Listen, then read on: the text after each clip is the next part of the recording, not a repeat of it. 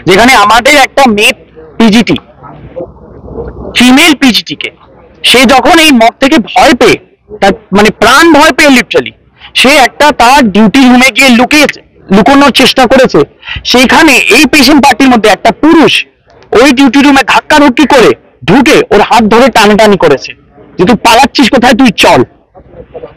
এই ভাষাটা শুনতে হচ্ছে কাজ করতে গিয়ে, সিপিআর দে নালে আরজিকর করে দেবো, এই ভাষাটা শুনবো না। ফের সাগর দত্ত হাসপাতালে চিকিৎসকের গাফিলতিতে আবারও ধুন্ধুমার। গতকাল রাত্রে আমরা যে দৃশ্য দেখেছি যে এই হাসপাতালে এক পেশেন্ট যে এমার্জেন্সিতে আসে, যে সিপিআর এর দরকার ছিল, রোগীর পরিবারের অভিযোগ সিপিআর দীর্ঘ সময় পর্যন্ত না দেওয়ায় তার অবস্থার অবনতি হয়। আর তারপরে যেখানে স্বাস্থ্যকর্মীরা ছিলেন সেই স্বাস্থ্যকর্মীরা তাকে অক্সিজেন সাপ্লাই করলেও শেষ পর্যন্ত তিনি বাঁচেননি, তিনি মৃত হয়েছেন।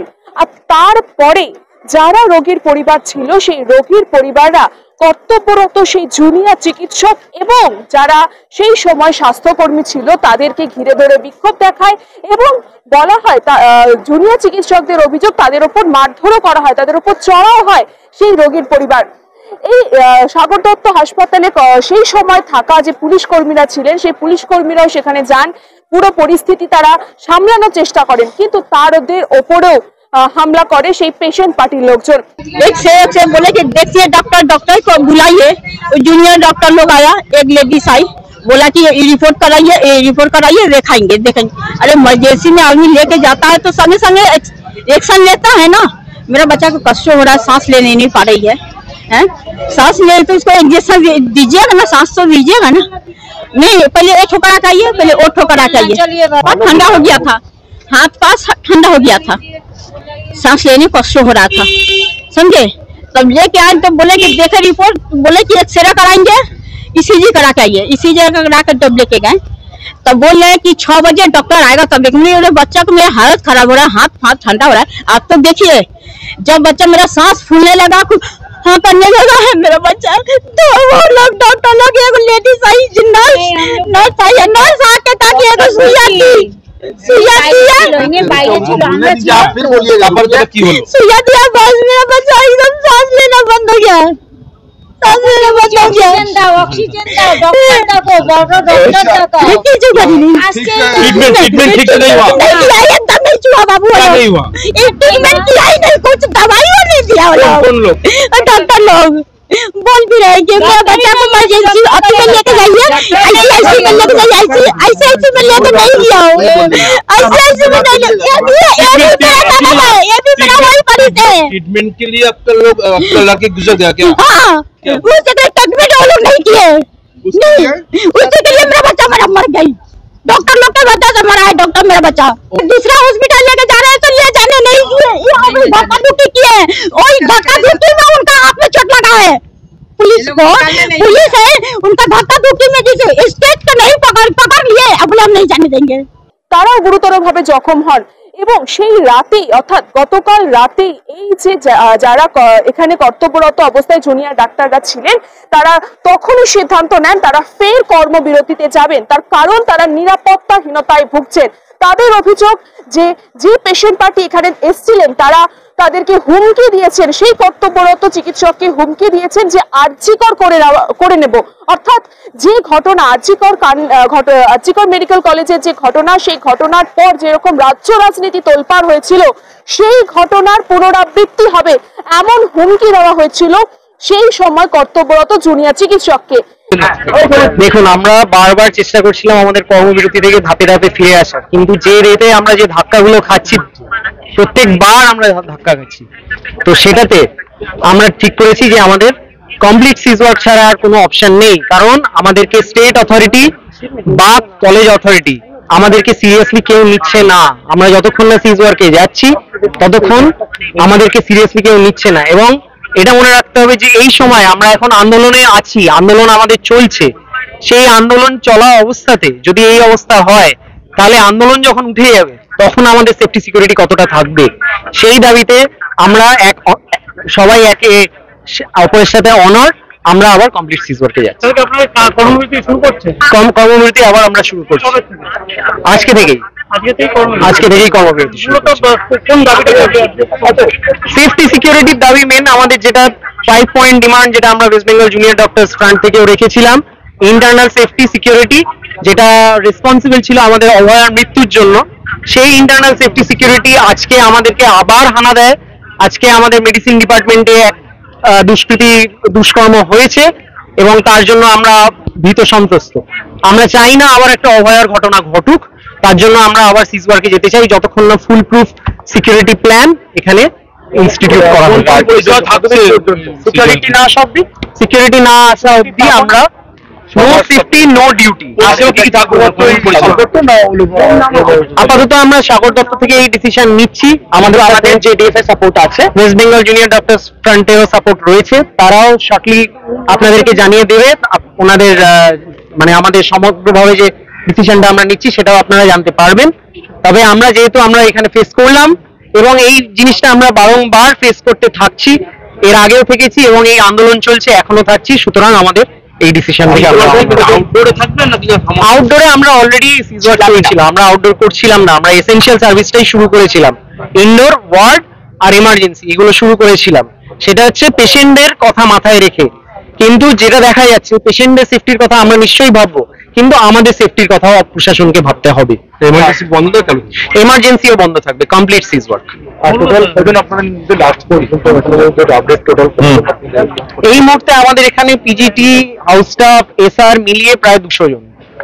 সবাই একমত যে এইভাবে ডিউটি আমরা করতে পারছি না। আমরা বারবার চেষ্টা করছি, কিন্তু চেষ্টা করে আমরা ধাক্কা খাচ্ছি। এবং তাদের আরো অভিযোগ, সেই সময় 10 থেকে 15 জন রোগীর পরিবার তারা একসাথে চড়াও হয় সেই সময় সেই কর্তব্যরত জুনিয়র চিকিৎসকদের ওপর। এই ঘটনার পর কাল রাতেই তারা বলেছিলেন যে তারা কর্মবিরতিতে যাবেন, তার কারণ তারা নিরাপত্তাহীনতায় ভুগছেন। সেই সময় এমএসভিপি কে তারা জানান এই পুরো ঘটনা, কিন্তু তিনিও কোনোভাবে তাদের পাশে দাঁড়াননি, তারা পাশে পায়নি তাদেরকে। আর তারপরে আজ সকাল থেকে এমার্জেন্সি এবং আউটডোর খোলা থাকলেও কর্মবিরতিতে গেছেন জুনিয়র চিকিৎসকরা। তারা ফের এই অবস্থান মঞ্চ, সেই অবস্থান মঞ্চে তারা বসেছেন এবং তাদের বক্তব্য, তারা নিরাপত্তাহীনতায় ভুগছেন। যে নিরাপত্তাহীনতার প্রশ্ন প্রথম দিন থেকে আর্জিকর ঘটনার পর থেকে উঠেছিল, সেই নিরাপত্তাহীনতার প্রশ্ন ফের এই সাগর দত্ত হসপিটালে উঠেছে।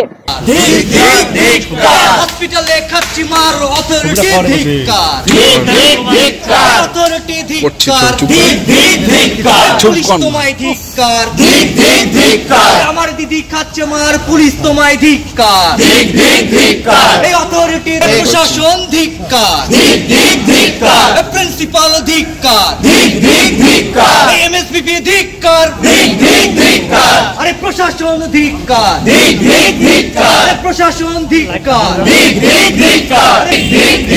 আরে প্রশাসন ধিক্কার, আরে পুলিশ তোমায় ধিক্কার, আরে পুলিশ তোমায় ধিক্কার, আরে পুলিশ তোমায় ধিক্কার।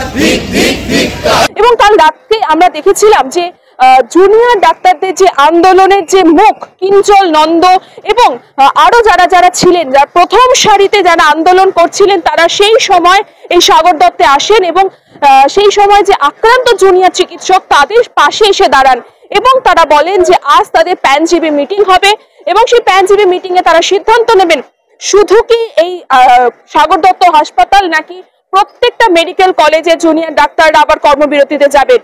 তার আগে আজ এই মুহূর্তে এই সাগর দত্ত হাসপাতালে যারা জুনিয়র চিকিৎসক আছেন তাদের একটি মিটিং চলছে, তাদের কলেজ কাউন্সিলের সাথে মিটিং চলছে এবং সেই কলেজ কাউন্সিল মিটিংয়েও তারা আজকে সিদ্ধান্ত নেবেন পরবর্তী পদক্ষেপ কি হবে, তাদের নিরাপত্তা কত দূর করা হবে এবং কেন তাদেরকে বারবার চিকিৎসা করতে গিয়ে আক্রান্ত হতে হচ্ছে, কেন তাদের পেশেন্ট পার্টি তাদের উপরেই হামলা করছে বারংবার। এই প্রশ্ন তারা রাখবেন কলেজ কাউন্সিলকে।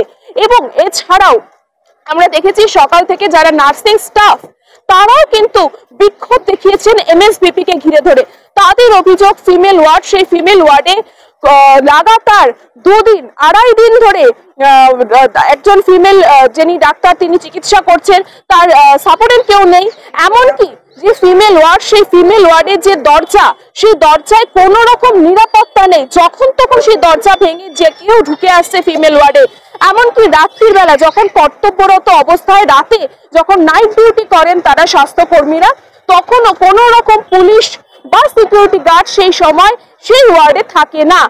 আমরা বরঞ্চ জুনিয়র ডাক্তাররা নেই সেখানে, প্রচন্ড ভাবে হসপিটালের সাপোর্ট নিয়ে আমরা দিনের পর দিন কাজ করে গেছি। এতটা সাপোর্টের নিড ছিল যে আমরা একটু সিকিউর হতে চাই। আজকে থেকে এই ঘটনার আগে থেকে এগুলো বলা, প্লাস এই ঘটনা ঘটে যাওয়ার পরে দিনের পর দিন চিঠি করা হচ্ছে, বলা হচ্ছে আমরা দেখছি আমরা দেখছি আমরা দেখছি, এই ছাড়া আমরা অথরিটির কাছ থেকে আর কিচ্ছু পাইনি। এবং কালকে যে ঘটনা ঘটে গেল তারপরে অথরিটি কি করেছে? কিছুই তো করেনি এখনো পর্যন্ত। তারা এই সকলে এসেই পৌঁছায়নি যে আমার মেয়েগুলো কি হলো, আমার নার্সরা কিভাবে ডিউটি করছে না, আমাদেরকে মার খাওয়ার জন্য বা পার্টি পেশেন্ট পার্টির কাছে ছেড়ে দেওয়া হয়েছে যে যা খুশি হোক তোমরা ম্যানেজ করো। সারা জীবন আমরাই ম্যানেজ করে এসেছি না, অথরিটির কোনো সাপোর্ট ছিল না, কোনো সাপোর্ট নেই, কখনো নেই। এই যে এত নিরাপত্তা ঘুরছি তার মধ্যে মিনিমাম কোলাসিবল গেট, মিনিমাম দরজা এগুলো পর্যন্ত দিতে পারে না, তাহলে কিসের হসপিটাল, কিসের জন্য? এতগুলো লোক আমরা প্রতিদিন নাইট ডিউটি করি, আমাদের থেকে জুনিয়র মেয়েরা যাদের অভিজ্ঞতা কম তারা পর্যন্ত নাইট ডিউটি করে, একা নাইট ডিউটি করে, কোনো নিরাপত্তা নেই। তাহলে ভাবুন তো যে আমরা কতটা নিরাপত্তাহীনতায় ভুগছি। কেউ মরেই কালকে যে মেয়েগুলো ছিল তাদেরকে থ্রেট দিয়ে গেছে রাত্রিবেলায় সে আবার মারবো, তাহলে আমার অথরিটি কি সেই জন্য অপেক্ষা করছে যে আমার এখানে কোনো একটা ওরকম ফ্যাটাল কেস হবে তারপরে আমরা দেখবো? না, আমরা এটা করতে দেব না, জাস্ট দেব না। যার ফলে এই ধরনের ঘটনা বারংবার পুনরাবৃত্তি হচ্ছে। আর সেই ঘটনার পরিপ্রেক্ষিতে আজ সকাল থেকে কিন্তু আউটডোর এমার্জেন্সি খোলা থাকলেও সিনিয়র ডাক্তাররা তাদের কাজ করলেও জুনিয়র ডাক্তার যে জুনিয়র ডাক্তাররা প্রথম দিন থেকে আন্দোলন করছিলেন তারা আবার আন্দোলনে গেছেন এবং তারা বলছেন তারা পুরোপুরি কর্মবিরতি রেখেছেন। এবং আজ কলেজ কাউন্সিলের মিটিং, সেই কলেজ কাউন্সিলের মিটিং এ উঠে আসবে যে তাদের পরবর্তী পদক্ষেপ কি হবে। কিন্তু বারংবার যে প্রশ্নটা করছেন জুনিয়র ডাক্তাররা, মহিলা জুনিয়র ডাক্তাররা, যে কোনোভাবে চিকিৎসা করতে এসে কেন তাদের বারংবার আক্রান্ত হতে হবে, কেন তাদের কোনো নিরাপত্তা নেই, আর তাদের যখন নিরাপত্তা থাকবে না তারা কিভাবে রোগীর পরিবারকে তাদের পরিষেবা দেবে। এখন দেখার বিষয় এই যে ঘটনা, সেই ঘটনার জল কতদূর গড়ায় এবং এই ঘটনার শেষ কোথায় হয়। কামারহাটি থেকে কৃষ্ণপালিত, news Banga time. Om Sai banquet and guest house. আপনার পরিবারের যে কোনো সামাজিক অনুষ্ঠানের জন্য আসুন ওম সাই ব্যাংকুয়েট অ্যান্ড গেস্ট হাউসে। এই অঞ্চলের সবচেয়ে বড় সেরা ব্যাংকুয়েট। সিজন টাইমের ভিড় এড়াতে এখনই বুকিং করুন। আমাদের ঠিকানা ডাক্তার গোপাল চ্যাটার্জি রোড, সোদপুর, গির্জা। আমাদের যোগাযোগ নম্বর 9051714263।